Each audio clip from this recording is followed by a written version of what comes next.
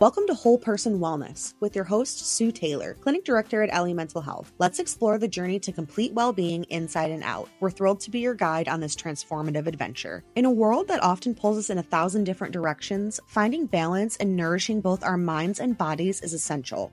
Whether you're navigating the complexities of daily life, seeking ways to enhance your mental resilience, or simply curious about holistic approaches to wellness, you're in the right place.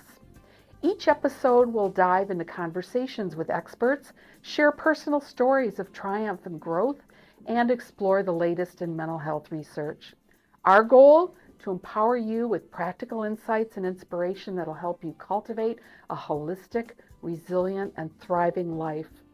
From mindfulness and nutrition to emotional intelligence and self-discovery, we're here to explore it all. So grab a cup of coffee, find a cozy spot, and join us as we embark on a journey to make your whole self, inside and out, truly well. This is Whole Person Wellness. Let's begin.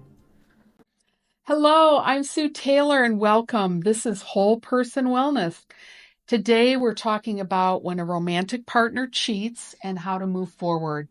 I'm with Chase Bouchard today. One of his specialties is in relationships, and he brings his unique experiences and tools to people who need to navigate their emotions.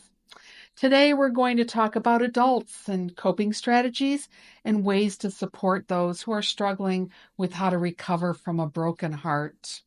Welcome, Chase. I'm so glad you're here. Thank you. Let's just dive right in. What would you suggest or advise for a couple that it's become apparent with them that someone has cheated or, there's been some infidelity in the relationship? And how do they start? How do they start this whole process to talk about it, to move through it? What do they do about it? Yeah, it's an interesting question due to the complexity of the situation, and a lot of relationships look different than other relationships, so it's hard to give kind of a standardized method to take this on. But if I had to choose a number of things that I think are helpful, it's that idea of a fresh start, and usually that takes giving someone time to process in whatever way that they do, because that can also be very individualized as well. But let's assume that we are able to start fresh in this relationship. I think one of the biggest things is one date a week, and that includes kind of and this is just kind of what I've seen based on my experience and based on evidence, is one date a week where sexual contact doesn't have to happen, but I think that that's a pretty healthy number. It's individualized in terms of people's preferences and their needs, but I think that's always a good thing to do. A date, usually accompanied by some sort of sexual activity, I think is very healthy in most relationships. And then the idea of 60 to 90 minutes a week of quality time that's non-romantic or non-sexual time, usually filled with conversations about, like, how is our life going to look together? How are we going to raise our kids? And more questions surrounding life in general, right? This sounds so important because a lot of cheating or infidelity it's not always because of sex or lack thereof. It's the other things that people are missing in their lives. I know also from experience, personal and otherwise, in terms of doing therapy with folks, is that a partner doesn't feel special anymore. And so they start to seek relationships outside of the marriage. I think that one of the things I was reminded of is when you were talking about this, how do these things start? How does this even begin? And I was remembering something about my own relationship with my husband. And this has been going on for a really long time, where he just never does the dishes the way that I do the dishes. It just doesn't happen that way. He always leaves something on them. And, over 14 years, he still does that.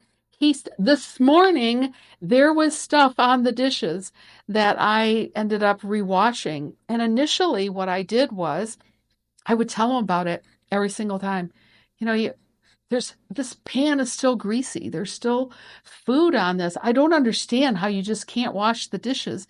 And so this would just happen over and over and over. And pretty soon it got down to screaming and yelling at each other and throwing dishes out of the sink and all of that. But the thing is that he would say, I can't do anything right.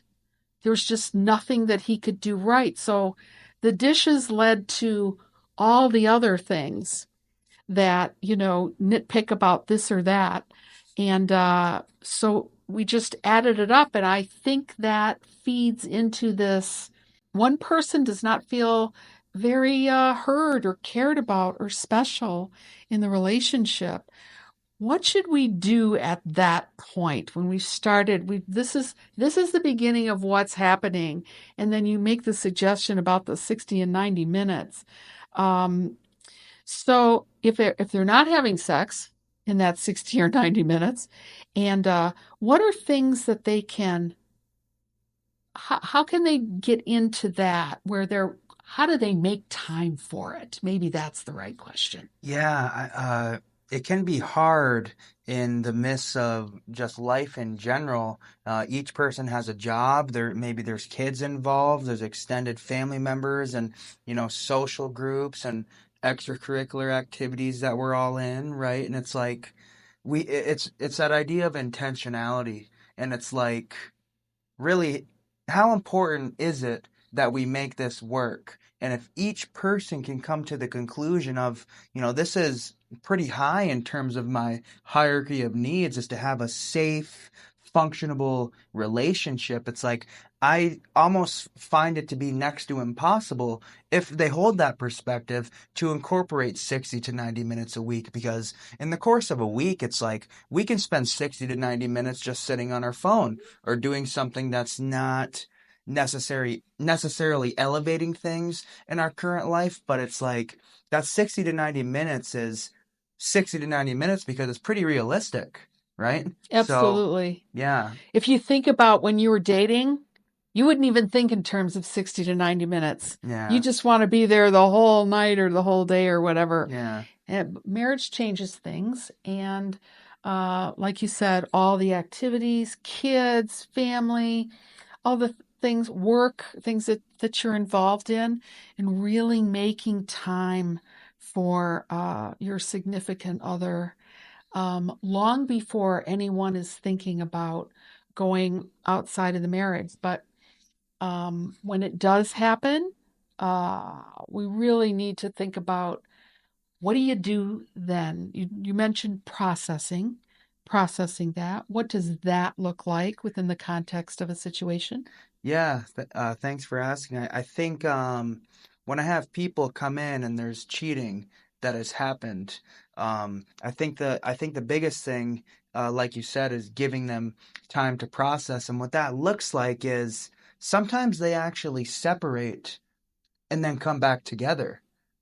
Maybe they don't leave the living situation entirely, but usually the one person that was cheated on or at the hands of that sort of behavior, they need time to process based upon their own individual sort of. Everyone processes differently, right? I'll give you an example. I had a guy in one of the practices that I work with. He came in, his partner cheated on him, and it took him probably about a week because due to the way he processed his emotions, he was almost debilitated, right? For probably close to a week. He couldn't go to work, his whole life was shattered. But eventually I got them over the course of time, like I was talking about earlier, to be able to start from that fresh start. But it takes time, and that time is contingent upon the person it happened to, their needs, how they process. So that initial processing part is incredibly important, and then you need to come to the conclusion of it's like you need to set an intentional standard. Okay, 60 to 90 minutes a week of non-romantic sort of conversation about life in general, and then one date a week. A lot of couples, they do nothing together, just the two of them, without the kids, without family members, without the sports team, whatever it happens to be, that they've stopped doing anything together to really nurture their relationship. What do you tell folks about that?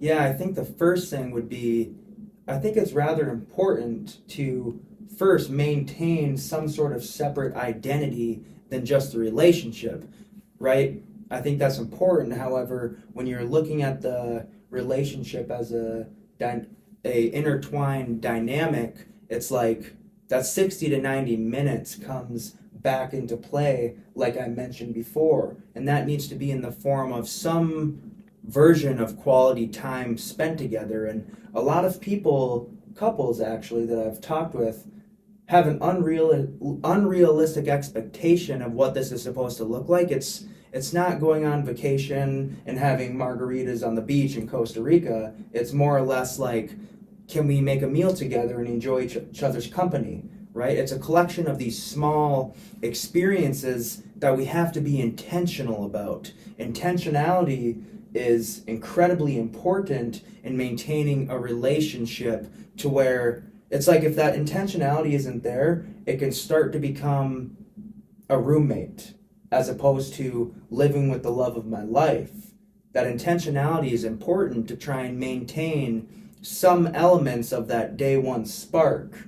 In some ways, it's not going to be the same forever, but it's like that 60 to 90 minutes of quality time, intentional sexual time, right? Things like that are very important in the long run here. Absolutely. Doing things with intention is very, very important. In my work with couples in the past, we talk about the emotional aspects, the physical stuff, what they're doing socially, what are they thinking about, those mental parts, and what is their spirituality or religion or faith or whatever it is, that they can share these things together, that they can do these things together. And when they come in, a lot of times I'll find out they haven't done anything, just the two of them, forever. And so that'll be the first thing. And so it may not be just starting with, okay, honey, do you want to go to a movie Saturday night?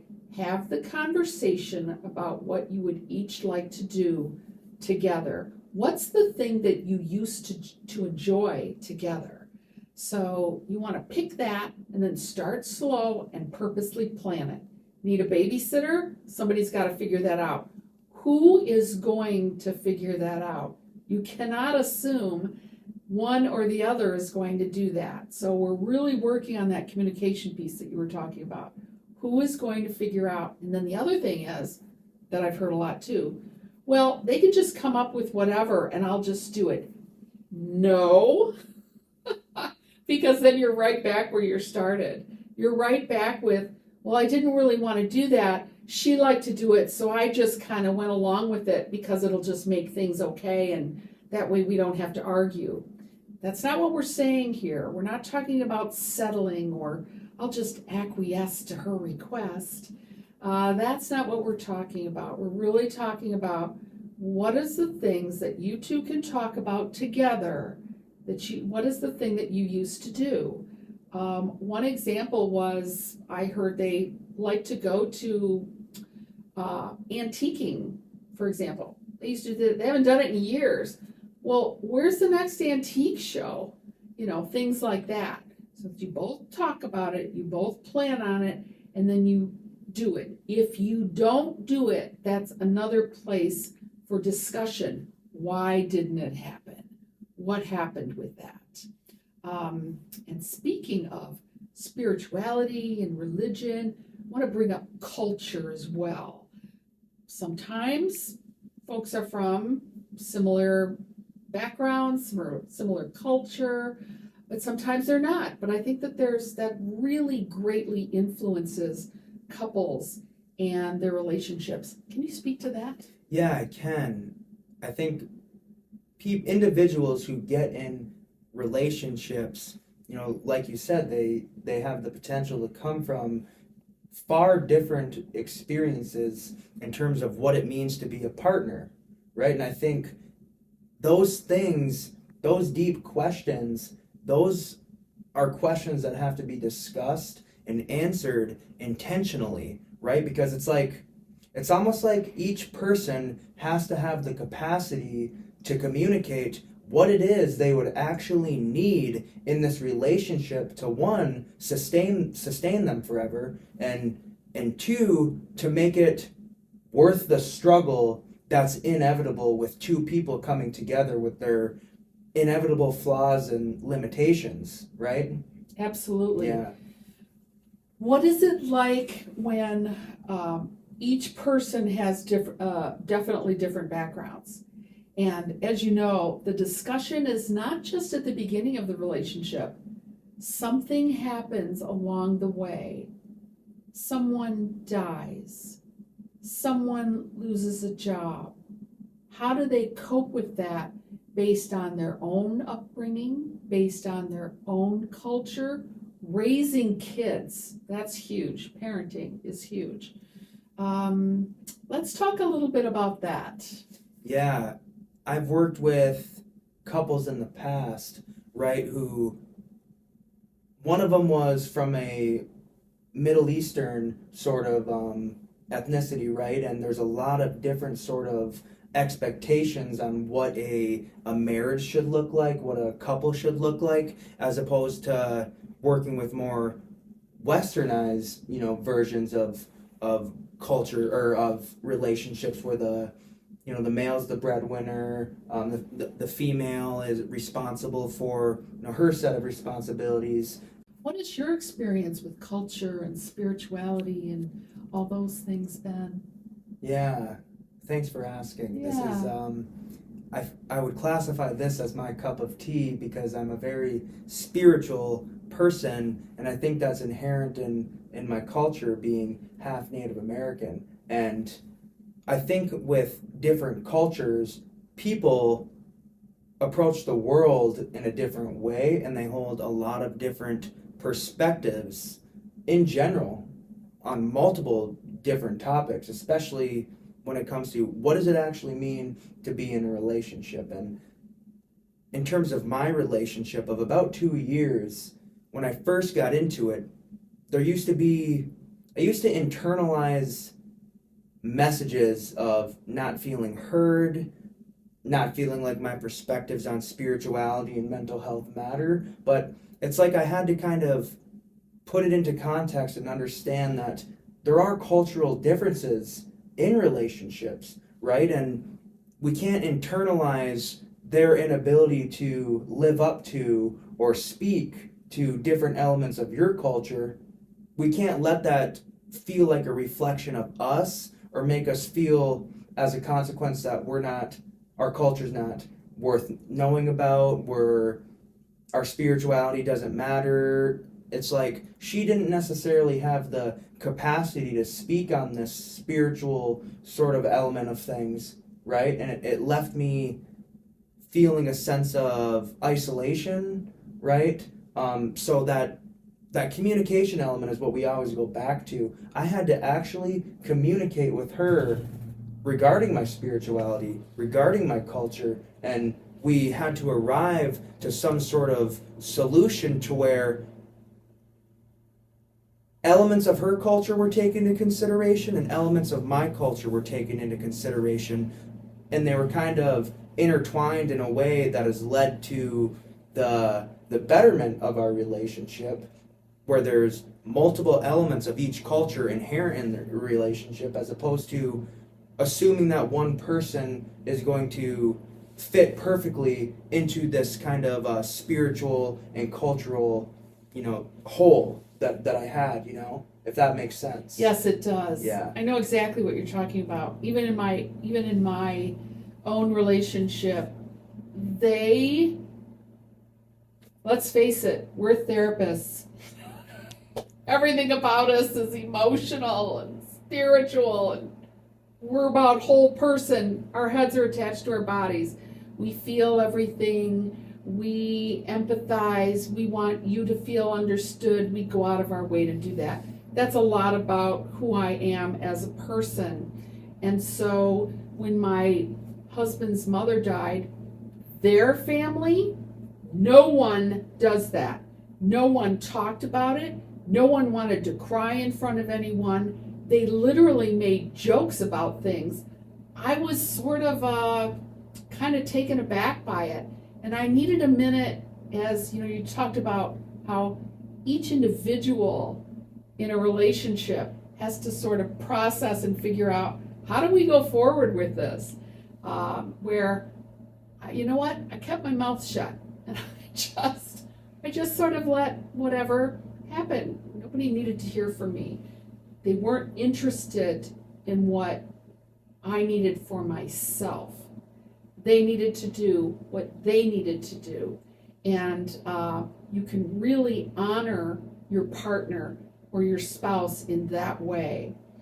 I think that these are all the elements of things that can help keep people from cheating, to help keep people from going outside of the relationship to get needs met. I think people think that cheating is usually always something sexual.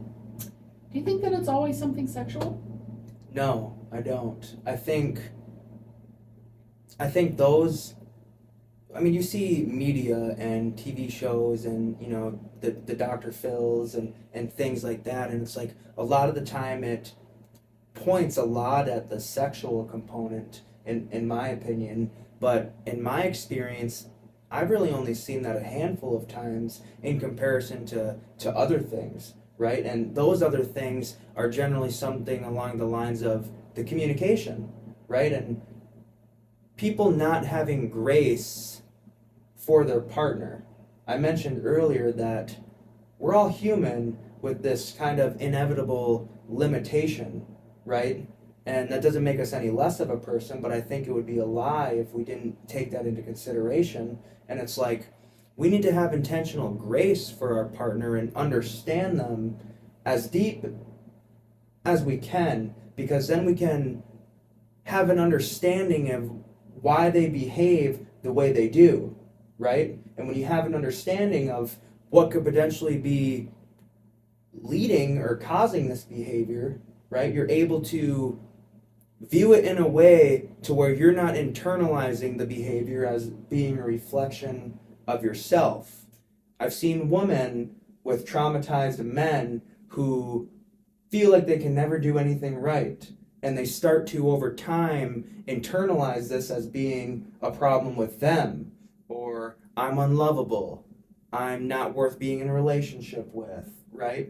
And it's like, I don't necessarily think that's true, right? Understanding your partner to the best of your ability doesn't only mean understanding the good things that they bring to the relationship, but it's everything else too. We have to put that into context too, right? Absolutely. You bring up some really good points about this self-blame thing and understanding. I think too that sometimes you're not going to get it. That you can be in a relationship with this person. I'm pretty sure that what I understand is he and his family do things very different when it comes to a lot of things than how me and my family would have done things. I use the death of his mom as an example, that I did not understand it necessarily, but give yourself some time for some perspective. You're not always going to get everything right now, exactly in this moment. Take a minute, take a little bit of time away from it, and then you can sort of process, what is it that was happening with me there? What did I think about that? And you can test your assumptions about that. A lot of times there's a lot of self-blame about things where there's really no evidence at all that that's actually the case. But it's what you're thinking about it, what you're feeling about it, feeling sick to your stomach about, not able to sleep, all those sorts of things, that really has nothing to do with it. So let's go back to, let's say, your partner has cheated.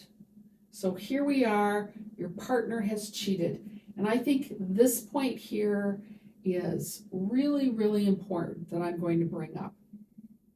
And this is where you want to get a piece of paper and a pencil and stop the video. And I don't care where you do it, whether it's on your phone, journal it, whatever it is. If one of you cheats, the other finds out you're in this crisis, the question that you need to ask is, and write this down and say it out loud, what are the consequences of the cheating if it happens again? So if one or the other cheats, what are the consequences of it happening again? There's a whole bunch of things that we've talked about that maybe the consequence is nothing. I've worked with a lot of women where they had no job skills. They really didn't want to go to work. They didn't want to leave the relationship. They were raising children together. She very much still loved this person. She would have liked the cheating to stop, but it's actually been going on for a really long time. And the consequence is that she decided that they would talk about it and figure out, maybe we can figure out what to do before you think you're going to do that. That was their consequence, but it's different for everyone. I want to warn you here. If you say, we're breaking up, we're getting divorced, if you don't do that, your partner will never believe you ever again. If you don't do that at that moment. So, in other words, you've just opened the door to more and more cheating, because they will learn and know very quickly, you don't do anything that you say you're going to do anyway, so I'll just do whatever I want. So the consequence has to be very specific. Both of you know it. Both of you have talked about it. Both of you have written it down. And you can also talk about all those things that we discussed long before the cheating happens. What's happening? What needs are not getting met. Do not assume that your partner knows anything that you're thinking. Anything. We don't know what anyone is thinking. I'm not saying that you haven't had shared experiences where you had a great idea that, oh yeah, I knew you'd say this or say that. Heck, even after people know you in time, they have expectations of how you're going to respond to things. And that's perfectly normal kind of stuff. But when it comes to cheating, we're typically talking about there's some kind of a trauma response. There's something happening with that. There's a need not getting met. What else? Anything else that I've forgotten, Chase? I mean, I think there's a lot of things that could potentially go into it. Yeah. And a lot of the time, it's a lot of things co-occurring at the same time, right? Mm-hmm. But I wanted to speak to something you said in terms of needs. And that's a huge thing in relationships, because you get in a relationship because you want certain needs that you've carved out for yourself to be met. And people have to have a level of self-awareness to where, let's assume we're in a relationship, and I would have to communicate to her exactly what I would need to feel fulfilled, right, in this relationship. And as a concept, well, that would take actually knowing myself too and knowing what I need, right? And she would have to do the same exact thing. And then we would try and integrate those things into our everyday life, right? And that's something you can do 60 to 90 minutes a week. A lot of studies show that communicating needs in a healthy way is very prevalent in relationships that are able to last a lifetime, but that takes that level of self-awareness. What would I actually need this to be and look like? For one, my needs to be met, and two, for it to be able to sustain the inevitable challenges that are coming our way in our individual lives and us together as a couple, right? Absolutely. You bring up a really important point. Don't minimize those little things. Those little things that you need to be verbalized. You need to talk to your partner about that in any way you can. Here's an example. My husband has a hearing impairment. I'm yakking in the room next to him, and I ask a question or I make a statement, and there's no response. I don't know if he's heard me or if he's just decided not to say anything. That piece right there, when I would say, "Did you hear me?" and he would say, "Yeah, I heard you." Well, then why didn't you say anything? I don't know if you're even listening to me. Right there, that's a biggie right there.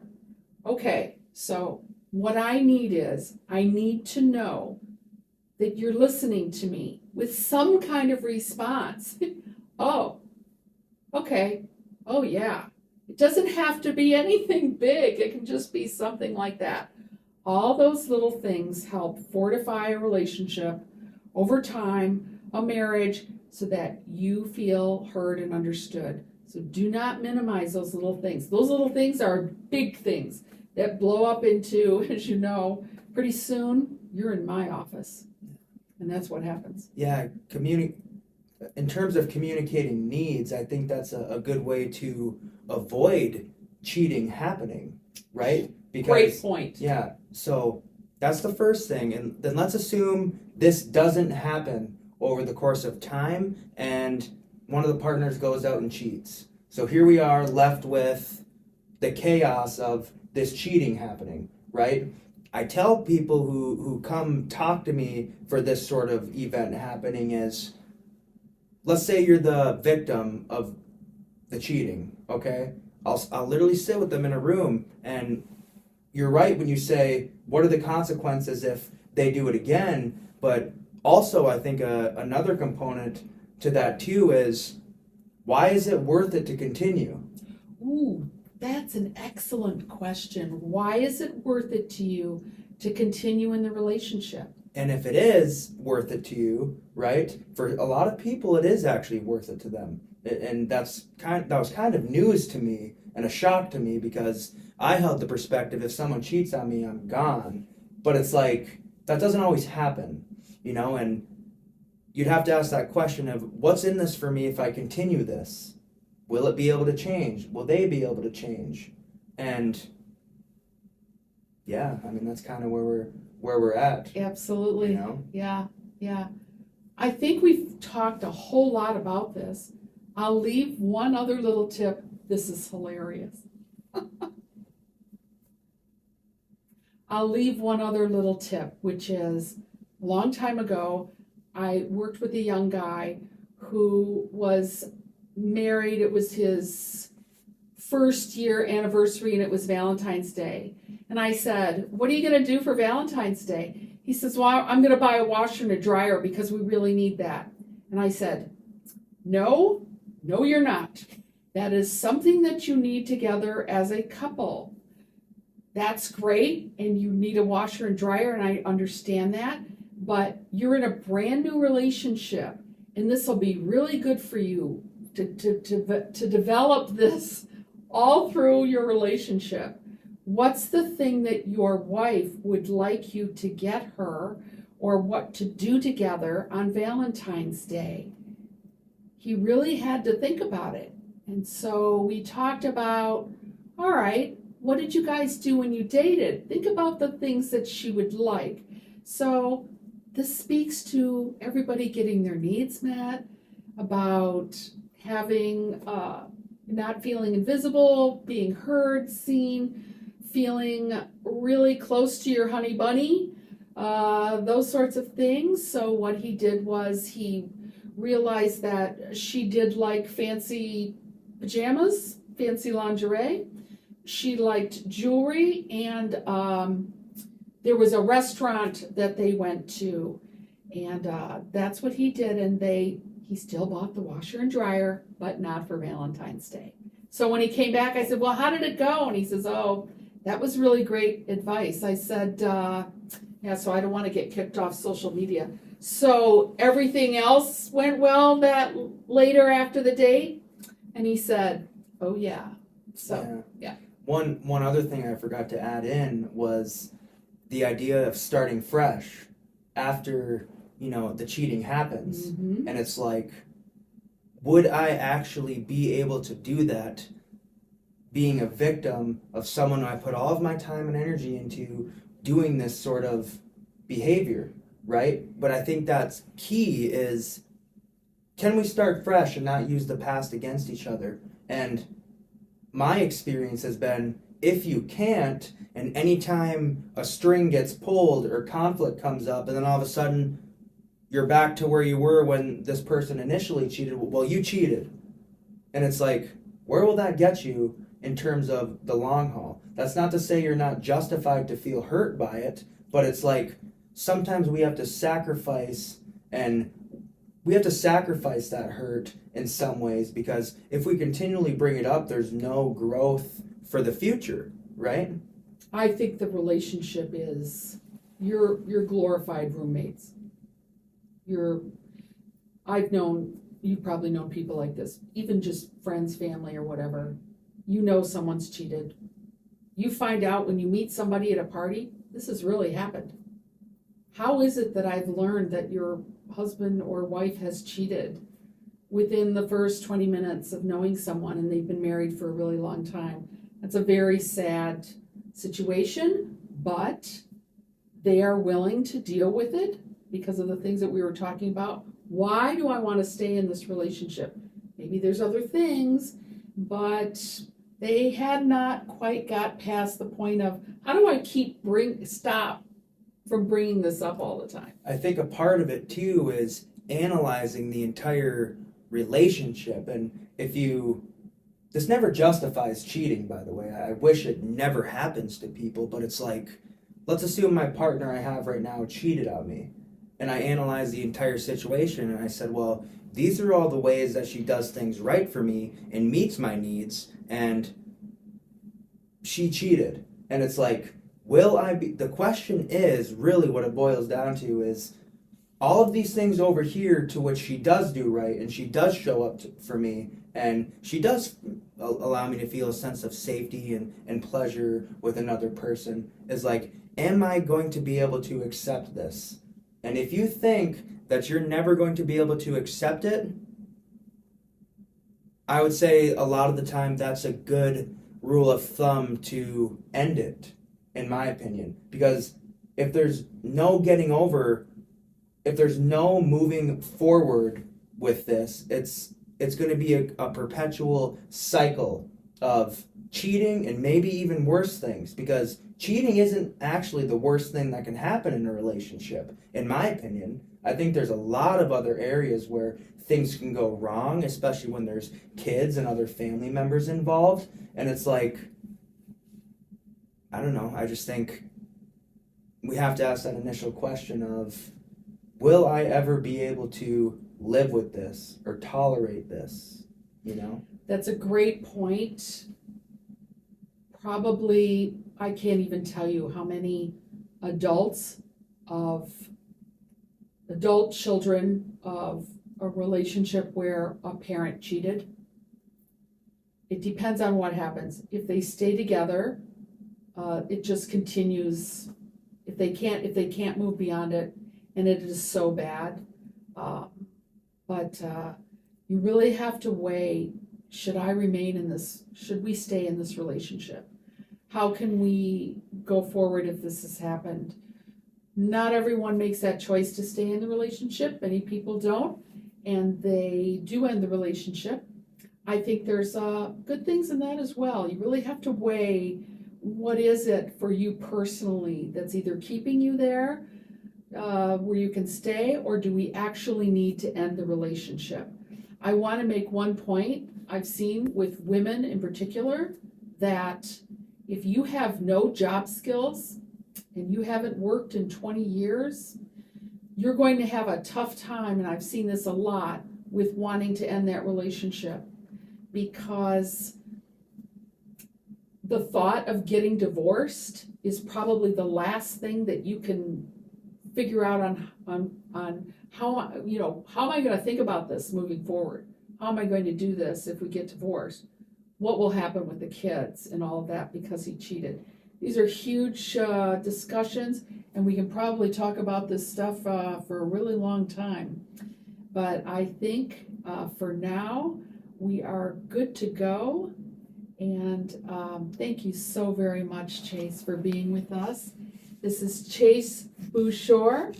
And think about those consequences, write them down, get real clear between the two of you, and feel free to reach out to Chase. Thank you so much for joining us on this episode of Whole Person Wellness. We hope this time has been enlightening for you as it has been for us. And before we go, we want to express our deepest gratitude to our incredible expert guest, Chase Bouchard, who generously shared his wisdom with us. Thank you so much. Thank you. Your insights have really added value to our community, and we're truly thankful for your contributions. And to you, our wonderful listeners, thank you for making whole person wellness a big part of your wellness journey. Your commitment to personal growth and well-being is truly inspiring. Remember, you have the power to cultivate positive change within yourself and in the world around you. If you enjoyed today's episode or found it helpful, please consider subscribing and leaving a review or sharing it with someone you might benefit. Your support helps us continue spreading the message of holistic wellness. So stay connected with us on social for updates on upcoming episodes and exclusive content. We'd love to hear your thoughts, your questions, and personal stories of growth and transformation. Remember, your journey to holistic well-being is a continuous one, and embrace each step. Be kind to yourself and know that you are not alone. Until next time, take care of your mind, nurture your body, and live life with intention. This is Whole Person Wellness signing off. Thank you for being a part of our community.